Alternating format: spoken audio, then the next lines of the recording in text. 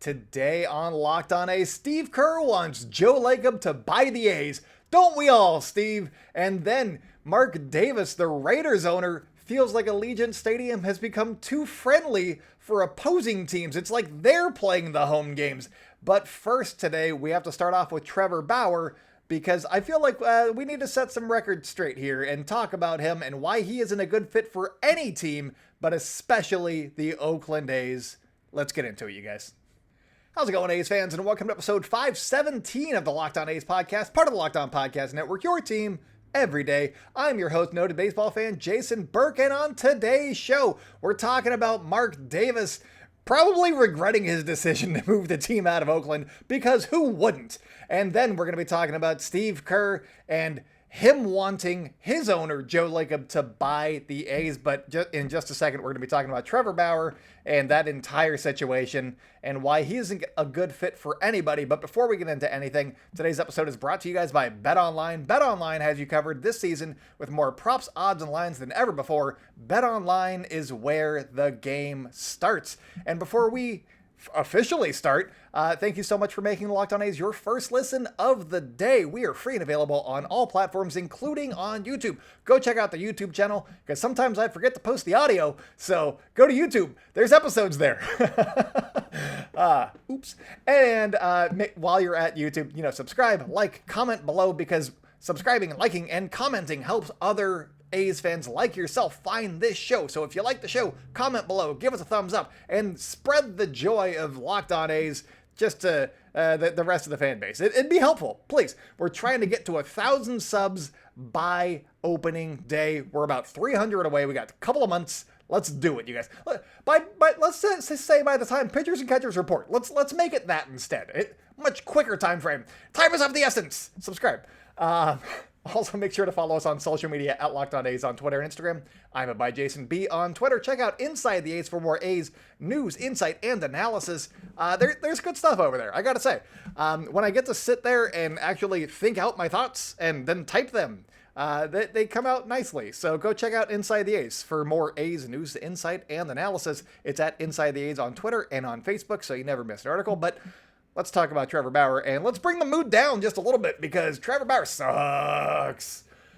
But he's in the news again, and he's probably going to be available for the league minimum, so lots of people want him on their team, not just A's fans. I've seen a few A's fans, but there's going to be segments of every fan base that want Trevor Bauer on their team because he's a good pitcher and he's going to make league minimum, and that's not good enough for me.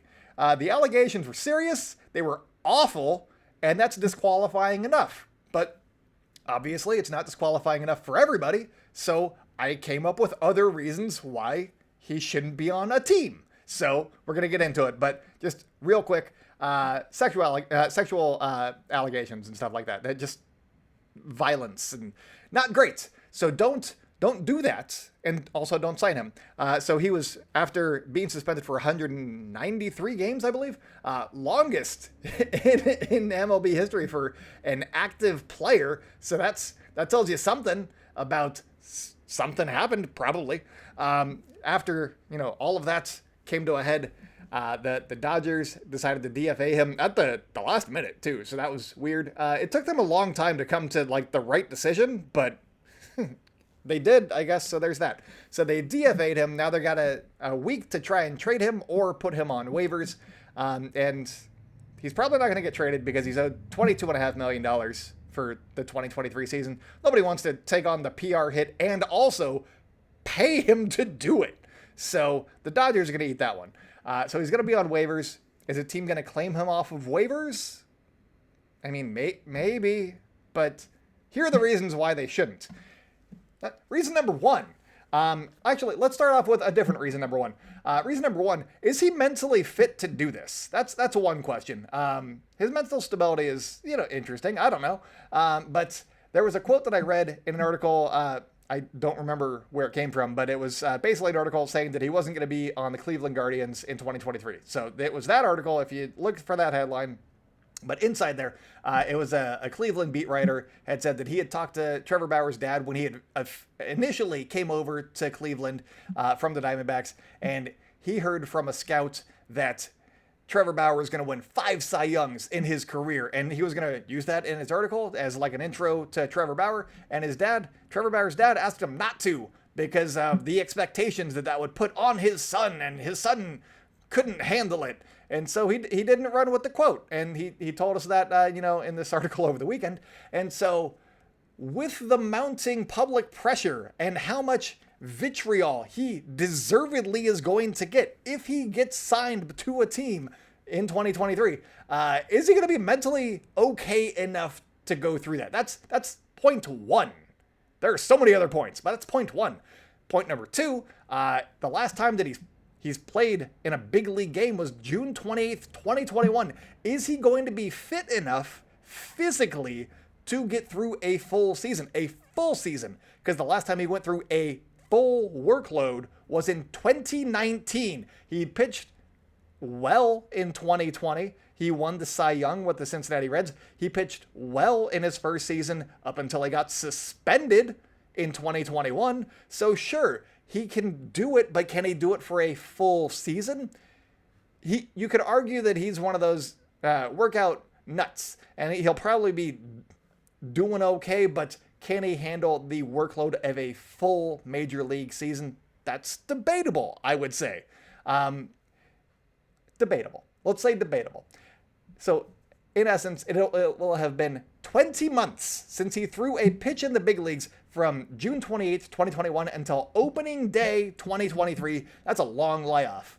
And the game's changed quite a bit. The sticky stuff ban, which is just kind of, old hat at this point, that came into effect just a week before he got suspended. He had 2 starts with the sticky stuff ban, and we know that he was actively using sticky stuff. So is he going to be a good pitcher or not?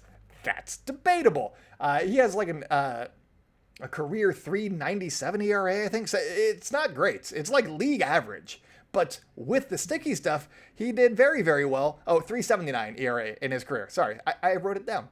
He had a 1.79 ERA in 2020 when he started using the sticky stuff, and also a 2.59 ERA in 2021 when he was still using the sticky stuff for the most part. In the 2 starts that he was not allowed to use the sticky stuff before he got suspended, in that brief window in between the sticky stuff ban and also when he got suspended, he went 12 innings, gave up 13 hits, 5 walks, 5 earned runs. That's a 3.75 ERA, I think. So again, league average. That's not the guy that you're getting at league minimum with all of the allegations and all of the BS that comes with him. That's not what you want from him. And he also struck out 18 guys. So strikeout rate was great, but he also walked 5 guys. That's a lot. And he gave up 13 hits in 12 innings. He was getting hit. So yeah, sure, I guess take a chance on him, but he might not even be good. So sure, go off, Kings. Then there's the Adam, and so you could trade him crowd. That's more, for the rebuilding teams like the A's. And if it's me, I think that there's going to be one team if any team, it's going to be one team that takes that PR hit. There's not going to be multiple teams that are going to be clamoring to just add Trevor Bauer. Even if he's dealing, you think that they're going to be getting like a haul of prospects in return for this guy who is going to really segment their fan base and probably turn off a large swath of their fan base, a majority of their fan base. You're not going to be giving away top prospects for that guy. You might get a 4th outfielder. Is a 4th outfielder worth burning your own fan base initially for? No, you're not getting enough return. So that argument is out the window. That is a dumb argument. Don't make it. Just a thought. But I think that the thing that has gotten to me, obviously there's the allegations, there's him as a person just in general, but since his suspension was reduced, he has shown 0 remorse, 0 accountability. He hasn't even given the whole BS apology where he's like, oh, I'm sorry if my actions have hurt anybody. Not even that, which is a BS apology to begin with. He didn't even do that. Instead, he plugged his blog. He is a me first guy. He always has been. And he's just going to take focus away from the team. And specifically with the Oakland A's, you were trying to build a clubhouse culture And you don't do that by bringing in a clubhouse cancer. So that's where I stand. It'd be a dumb move for the A's. It's a dumb move for any team, but it's a dumb move if the A's want to do that. And that's just not the kind of guy that you want as a teammate. I know that there are, different political spectrums in every clubhouse, but this is different than politics. This is not something that you're like, oh yeah, that guy, oh, those are some pretty cool allegations, man. Yeah, high five, bro. No, you don't get past that. This is not something that you're going to be okay with, I think, as a teammate. So it's going to rub people in the clubhouse the wrong way. It's going to rub the fan base the wrong way. It's going to rub a lot of people the wrong way.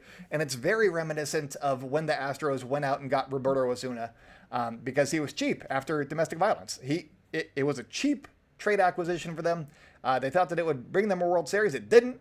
And then, he got hurt during the 2020 season, I believe. He became a free agent after that. He may have needed Tommy John. He may have not. There was some, question about that. But, the injury concern along with his history and what other teams saw happen to the Astros because of that trade acquisition, nobody signed him. He's playing in Japan now. So the hope here is that nobody touches this guy because there's no guarantee he's going to have a 1.79 ERA like he did in 70 innings in 2020. So I don't think that it's worth it, even if you can discount the allegations and everything else about him. If you can put that to the side, he still might not do it on the field. So not worth it. Don't do it. Get out of here. Anyways, we're going to talk about Steve Kerr wanting his owner, Joe Lacob, to buy the Warriors coming up next because I'm fired up. Today's episode is brought to you by BetOnline. BetOnline.net is your #1 source for sports betting info, stats, news, and analysis. Get the latest odds and trends for every professional and amateur league out there, from pro football to college bowl season to basketball and the World Cup. We've got it all over at BetOnline.net. If you love sports podcasts, and I'm guessing that you do because you're listening to one as we sit here right now, you can even find those over at BetOnline as well. The football playoffs are starting soon. The Jaguars. Longtime listeners remember that I love, the Jaguars. Mostly because the owner of AEW also is, part owner of the Jaguars. So go Jags. They won the AFC South, and that's nice. Go Trevor Lawrence. Big Trevor Lawrence fan. Oh, I should have worn my Jaguars jersey. Anyways, they're also the fastest and easiest way for you to get your sports betting info. So head to the website today or use your mobile device to learn more because BetOnline is where the game starts.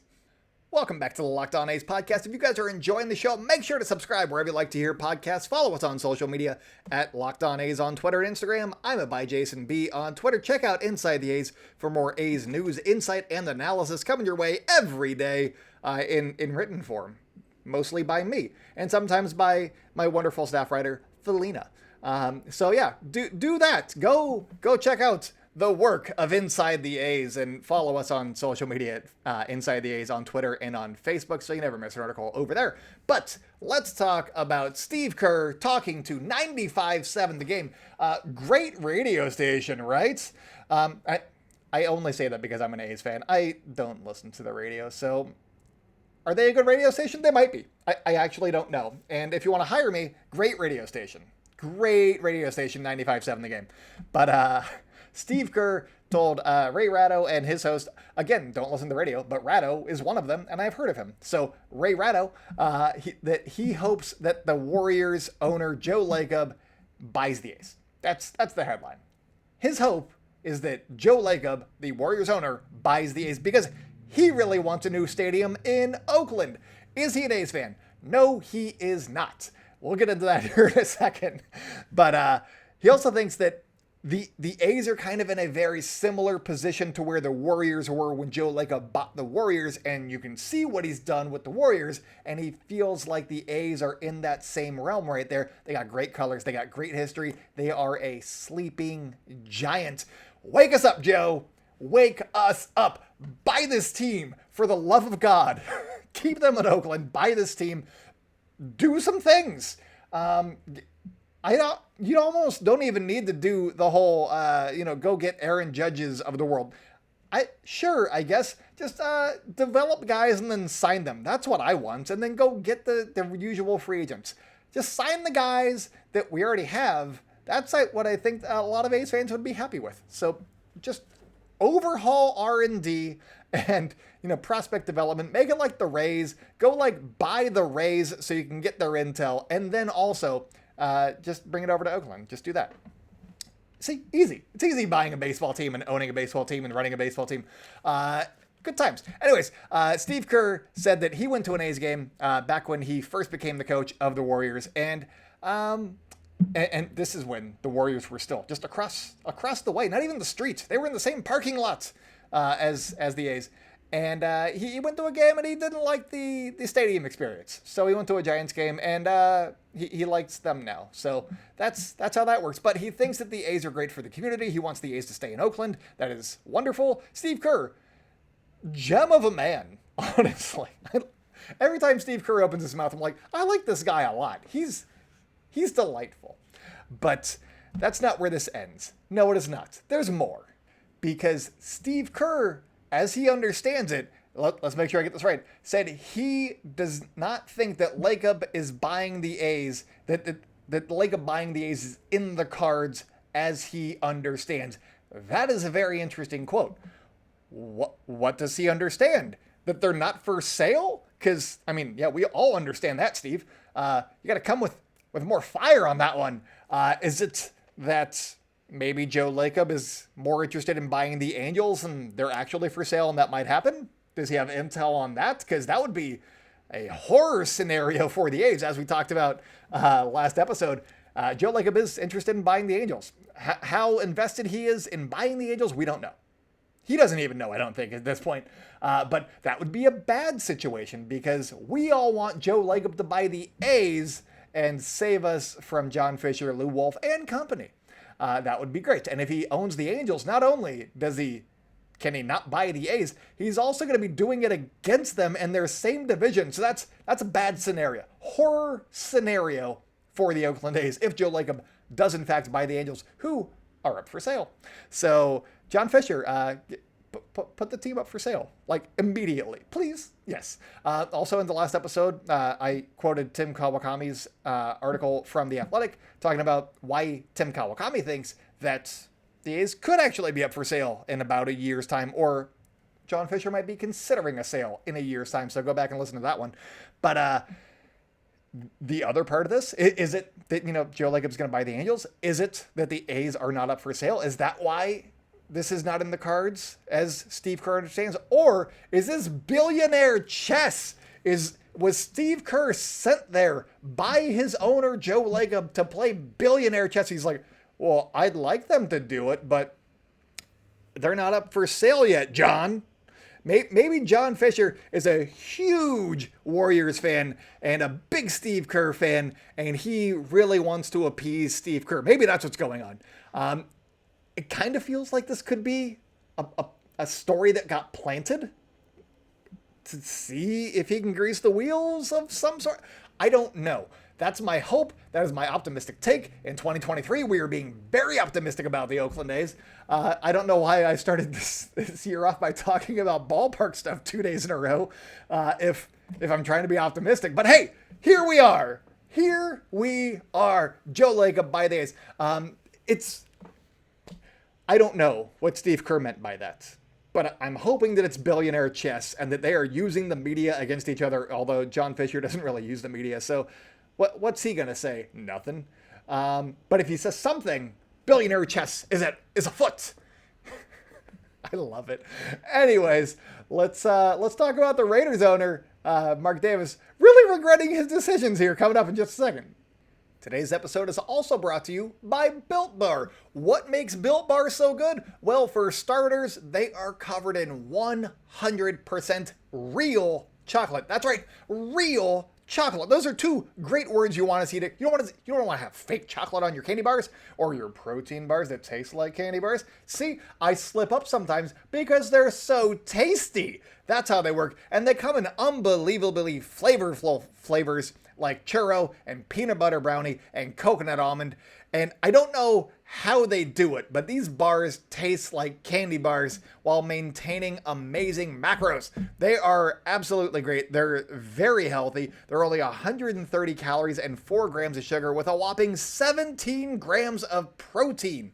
And you don't have to wait around for a box anymore. For years, since the inception of the Locked On A's podcast, I have been saying, here's the code to go buy Built Bars at Built.com.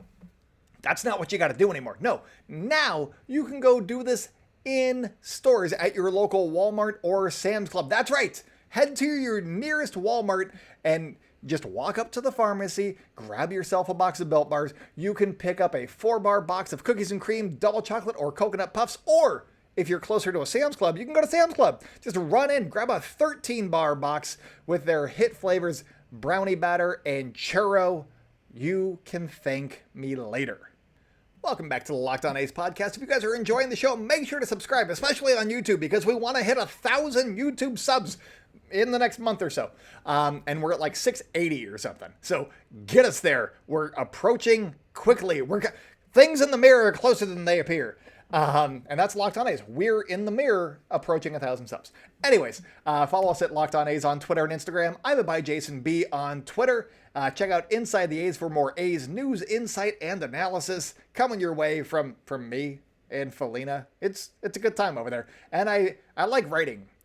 I can do it in the dark. I can do it quietly. I can't wake up my son when I do it. I mean, I still do because I type real fast with a vengeance or with vigor. And it's better than talking into the microphone, though. So I can write when I can't talk. So that's great. Anyways, let's get into the Mark Davis portion. And this may be the first time that I've ever talked about the Raiders on Locked On A's. So I know it's an A's podcast, but it's one, the offseason, and two, still related to the A's. We'll get into it. I'll link it back. It'll be great. So, Raiders beats. Hadn't heard of them, but they got a lot of people to follow them on social media, and other people seem to take this as real, so I'm going with it. Raiders beats. They reported that the Raiders owner, Mark Davis, is becoming frustrated with the turnout of opposing fans. Says, quote, Allegiant Stadium continues to be more of a friendly home for visiting fans than the great home field that it was in years in Oakland. And that's an end quote. Yeah, Vegas sucks. Just saying. I definitely tweeted out immediately after I saw this. I'm like, yeah, this is what I've been saying like for at least a year now is Vegas does not make sense unless you have an expansion team, because everybody in Vegas, well, not everybody in Vegas, but there's a lot of people that, came from different parts that now live in Vegas.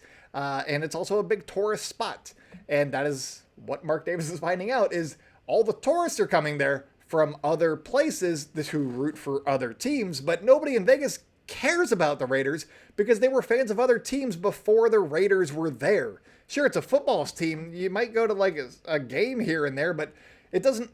No. And this is 8 games a year. Of course they're going to pack the place. You do it once. You're like, oh, that's great. It's different for baseball. I don't think that you can bank on that much tourism coming in every single year for a baseball team. Football is like an event. You get 8 games at home every year. You hope to get to one of them. You hope to get to a good one of them. But hey, if your team's playing in Vegas and you want to go plan a Vegas vacation, yeah, sure, go do that. In Oakland, that's 3 baseball games every series. I don't know that a lot of people are going to go to Vegas and go see 3 baseball games to go see their team. You might get some of them to 1 game, maybe 2. All 3? Probably not. It is a much higher ask for that to happen in baseball. And that's why I think that you need to have an expansion team as a baseball franchise in order for them to have success in Vegas. That's what needs to happen, because then they are the city's team. The locals will be invested in that team. The locals already have their sports teams. They don't care if the A's, who would be on their 4th city by that point. They'd be on their 4th city. You think they're going to be like, yeah, I'm going to get attached to this team before they move again? No, that's dumb. They're not going to do it. So, I mean, maybe they will. But I don't think that would be in the cards on a large enough appeal, for 20,000 people a game. and then you can hope to fill up the other, 10, 17,000 seats with out-of-towners every game. That's a big ask. That's a big ask when I don't see it happening. That's all I'm saying. The Golden Knights, they have been a success in Las Vegas. One, they were the first sports franchise in Vegas, so there's that. And also, they were an expansion team who had the rules bended to their favor so that they could make the Stanley Cup. So they were good immediately. And you can catch the fever when your team's good immediately, and they're also your own team. So I just don't see that being in the cards for the A's, because right now there is no sight. There is no help from the state of Nevada coming John Fisher's way, and there is 81 games versus 8 games. That's a lot more. That's a lot more. I'm not going to do the math immediately. It's like 73 games. That's a lot more. So is the grass greener in Nevada? I mean, he might make money, but his legacy is going to not be good. And that kind of seems to be what he's there for. And he's going to make money quickly enough. It's going to take some groundwork to get the people in Vegas excited about A's baseball. And I don't think that John Fisher has shown that he gives a crap about legwork. So there's that. So I think that this is a good sign for the A's. Is the Raiders are having a hard time with 8 games, and they're a football team. The A's are a baseball team. They've moved 4 times. There is no reason for a team in another city to give a damn about the A's if there are other options available. Maybe Nashville would. Maybe a team somewhere else would, or a location somewhere else would. But I don't think Vegas is the answer. And if they're really up against the clock, like they keep saying they are, they don't have time to keep looking. So may as well sit down to the table and bridge that gap on your own, John. Just saying. Or sell to Joe Lacob. Do that one. Sell to Joe Lacob. Make him keep the A's in Oakland. I love it. I did talk about if John Fisher sells the team before a stadium is built, why that is a double-edged sword in the last episode. So go check that out. Coming up on the next show, I don't know yet. We'll see. We'll see what I feel like. Maybe I'm not talking about Trevor Bauer anymore. That was my rant. I do not like talking about things like that. I like being happy and I like being optimistic. Trevor Bauer is neither of those things to me, and but I felt like it was important to talk about him. So hopefully I did that eloquently enough. That's always my concern, is I don't want to trip over words and all that stuff. So hopefully that came across well, because obviously I don't like the guy. So there's that. But that's all that I got for you guys today. Thank you so much for making Locked On A's your first listen every day. Locked On MLB Prospects is hosted by Lindsey Crosby, and he is a prospect encyclopedia, and he's going deep on the MLB stars of tomorrow. So go check out that episode, that show, because it is available wherever you get podcasts. So wherever you're listening or watching to this, go check out Lindsey, because he's a good time. Gotta say, he's a prospect encyclopedia. I've had him on the show a couple of times talking about prospects, and he has encyclopedia'd me and got me excited about guys like Esteury Ruiz and other trade packages along the way. But that's all that I got for you guys today. Make sure to subscribe to the show wherever you like to hear podcasts. Check us out on YouTube. Get us to 1,000. Be very, very helpful. Thank you. Follow us on social media at Locked On A's on Twitter and Instagram. I'm by Jason B on Twitter. Check out Inside the A's for more A's news, insight, and analysis at Inside the A's on Twitter and on Facebook. I'm not sure what I'm going to be recording. Again, hopefully on Monday or Tuesday. I'm also going to be recording with Locked On MLB one of those days. So I'm hoping to record the next episode of Locked On A's the other of those 2 days. And then you can check me out on Locked On MLB with Sully, my good pal Sully, talking about the A's. He's going to update me on how his book is coming about the Oakland A's, so I'm excited about that. I want to know. And maybe he'll give me a signed copy, and then I can read it aloud. And that could be like a year's worth of podcasts. So I read slow. But if you wrote a book and you want me to read it, send it in, and then I'll have you on the show, and we can talk about your book. That'd be fun. And also, if you want to sponsor the show, reach out to us at lockedonathletics@gmail.com and sponsor the show. Screw it. Why not? Give me your money and your books. I want money and books. But that's all that I got for you guys today. I'm losing my mind. Honestly, I'm losing it. But yeah, that's all that I got for you guys today. So until next time, go out and celebrate good times, A's fans, and I will talk at you soon.